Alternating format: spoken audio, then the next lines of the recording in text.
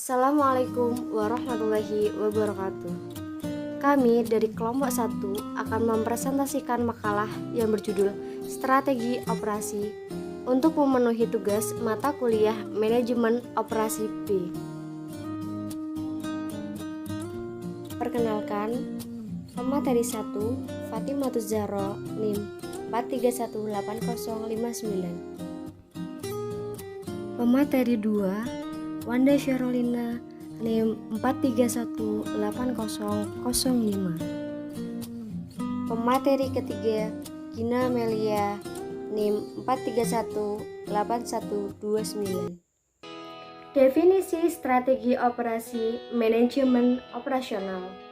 Strategi operasi manajemen operasional adalah suatu usaha pengelolaan secara optimal penggunaan faktor produksi tenaga kerja, mesin-mesin, peralatan, bahan mentah, dan faktor produksi lainnya dalam proses transformasi menjadi berbagai produk, barang, dan jasa, yang dimana strategi fungsionalnya harus berpedoman pada strategi bisnis agar dapat menghasilkan suatu pola yang konsisten dalam keputusan operasi. Strategi operasi merupakan fungsi operasi yang menetapkan arah untuk mengambil keputusan yang diintegrasikan dengan strategi bisnis melalui perencanaan formal, menghasilkan pola pengambilan keputusan operasi yang konsisten dan keunggulan bersaing bagi perusahaan. Yang pertama ada tipe. Tipe sendiri dibagi menjadi dua. Yang nomor 1, strategi produksi biaya rendah melalui penekanan biaya produksi, yaitu teknologi tinggi, biaya tenaga rendah, tingkat persediaan rendah, mutu terjamin, bagian keuangan, dan pemasaran mendukung.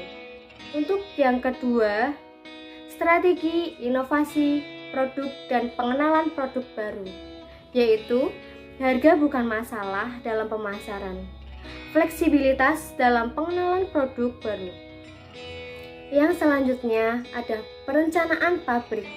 Perencanaan pabrik sangat penting karena diperlukan untuk menjamin kelangsungan hidup perkembangan perusahaan agar tujuan perusahaan tercapai dengan efektif dan efisien. Selanjutnya ada pemilihan lokasi pabrik. Penentuan atau pemilihan lokasi pabrik adalah penting karena mempengaruhi kedudukan perusahaan dalam persaingan dan kelangsungan hidupnya. Penentuan lokasi pabrik juga harus mempertimbangkan kemungkinan ekspansi. Yang terakhir ada tujuan perencanaan lokasi pabrik. Tujuannya agar perusahaan dapat beroperasi dengan lancar, efektif, dan efisien. Penentuan lokasi memperhatikan faktor biaya produksi dan biaya distribusi barang yang dihasilkan. Dan faktor lokasi sangat penting untuk menurunkan biaya operasi. Saya akan menjelaskan tentang model strategi operasi, di mana strategi operasi merupakan penjabaran dari strategi bisnis ataupun korporasi sehingga kategori keputusan yang telah diuraikan dapat diambil secara cepat dan konsisten. Lalu di dalamnya terdapat poin yang pertama ada strategi bisnis dan strategi perusahaan. Strategi perusahaan mendefinisikan dalam bisnis seperti apa perusahaan yang berada. Sedangkan strategi bisnis mendefinisikan bagaimana bisnis tertentu bersaing dan perusahaan terdiri dari sekelompok bisnis yang saling berhubungan. Setiap kelompok bisnis ini dikenal dengan unit strategis ataupun divisi. Setiap bisnis perlu memerlukan dasar persaingannya sendiri berdasarkan segmen pasar dan produk tertentu yang telah diputuskan untuk dimasuki. Ada analisis eksternal ataupun internal. Dalam merumuskan suatu strategi operasi pada persoalan strategi bisnis, suatu analisa harus dibuat dengan lingkungan eksternal dan internal. Lingkungan eksternal biasanya meliputi persaingan, pelanggan, ekonomi, teknologi, dan kondisi sosial. Lalu ada misi operasi. Misi operasi yang merupakan elemen pertama dari 4 elemen strategi operasi mendefinisikan manfaat fungsi operasi dalam hubungannya dengan strategi bisnis dan strategi operasi. Sasaran operasi adalah harga, kualitas, pengiriman, dan fleksibilitas. Misi operasi harus menentukan prioritas dari sasaran operasi. Selanjutnya ada keunggulan khusus. Keunggulan khusus operasi adalah operasi harus unggul secara relatif untuk bersaing. Keunggulan khusus ini harus sesuai dengan misi operasi. Sebagai contoh, jika misi menghendaki agar operasi unggul pada pengenalan produk baru, maka operasi harus mengembangkan keunggulan khusus pada bidang ini. Keunggulan khusus mengarah pada keunggulan bersaing.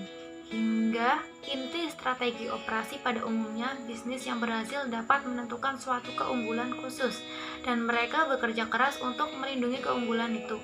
Keunggulan khusus dapat dilihat dalam beberapa bentuk. Selanjutnya ada sasaran operasi.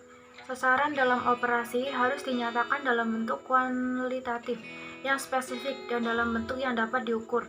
Sasaran ini diharapkan dapat dicapai dalam jangka waktu yang singkat maupun jangka waktu yang panjang. Sasaran sebaiknya ditetapkan sebagai suatu perbaikan misi secara kuantitatifnya. Ada kebijakan operasi. Kebijakan operasi menerangkan bagaimana sasaran operasi akan dicapai. Kebijakan operasi harus dikembangkan untuk setiap kategori keputusan, yaitu ada proses, kapasitas, persediaan, dan kualitas. Lalu yang terakhir ada taktil dan hasil. Taktil harus mengikuti perkembangan strategi. Keputusan taktil pada umumnya dibagi dalam kerangka waktu yang singkat, 1 ataupun 2 tahun, dan dikembangkan untuk menerapkan strategi operasi. Keputusan taktik dibuat oleh manajemen tingkat menengah dan manajemen tingkat bawah untuk melaksanakan strategi yang telah ditetapkan oleh manajemen yang tinggi. Di sini saya akan menjelaskan tentang tujuan manajemen operasional. Dalam sebuah manajemen operasional pasti mempunyai tujuan, yaitu yang pertama adalah efisiensi, yaitu peningkatan efisiensi di perusahaan. Yang kedua adalah produktivitas, yaitu peningkatan efektivitas di perusahaan. Yang ketiga adalah profitabilitas, yaitu pengurangan biaya dalam kegiatan bisnis. Yang keempat yaitu kualitas, yaitu peningkatan kualitas di perusahaan. Yang kelima adalah mengurangi waktu pemrosesan, yaitu pengurangan waktu proses produksi dalam suatu perusahaan. Selanjutnya adalah ciri-ciri manajemen operasional.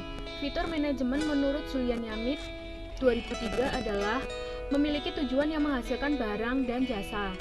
2. Memiliki kegiatan yang sedang dalam proses transformasi.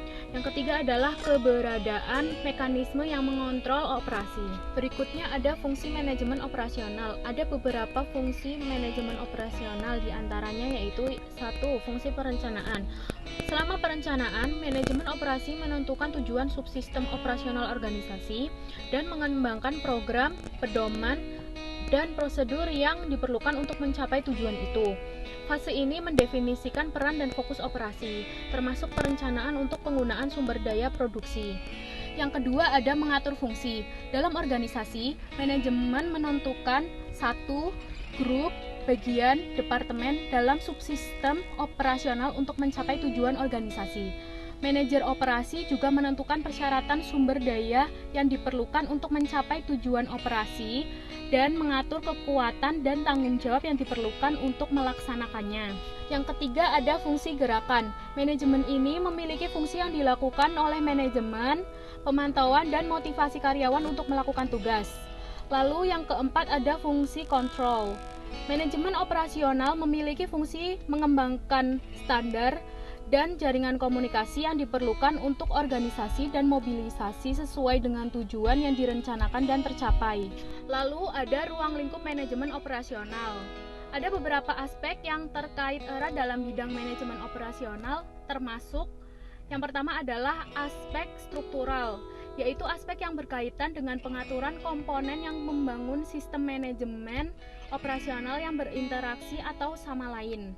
Yang kedua ada aspek fungsional, yaitu aspek yang terkait dengan manajemen dan organisasi semua komponen struktural dan interaksinya berdasarkan perencanaan, implementasi, kontrol, dan peningkatan untuk mencapai kinerja yang optimal. Yang ketiga ada aspek lingkungan, yaitu sistem manajemen dalam bentuk pentingnya memperhitungkan perkembangan dan tren yang berkaitan erat dengan lingkungan. Lalu selanjutnya ada ruang lingkup operasi terkait dengan keputusan tentang pengoperasian, sistem produksi, pemilihan, dan persiapan sistem operasi yang meliputi. Yang pertama ada buat keputusan saat merencanakan kapasitas produksi yang optimal. Yang kedua ada buat keputusan dalam perencanaan pembangunan pabrik, tata letak pabrik. Yang ketiga ada buat keputusan saat merancang proses transformasi. Yang keempat ada buat keputusan dalam desain alur kerja. Yang kelima ada membuat keputusan manajemen inventaris.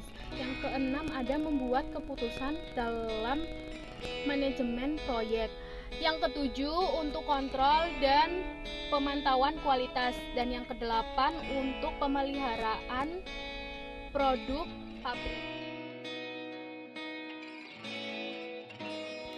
Sekian dari kelompok kami, kurang lebihnya kami mohon maaf. Assalamualaikum warahmatullahi wabarakatuh.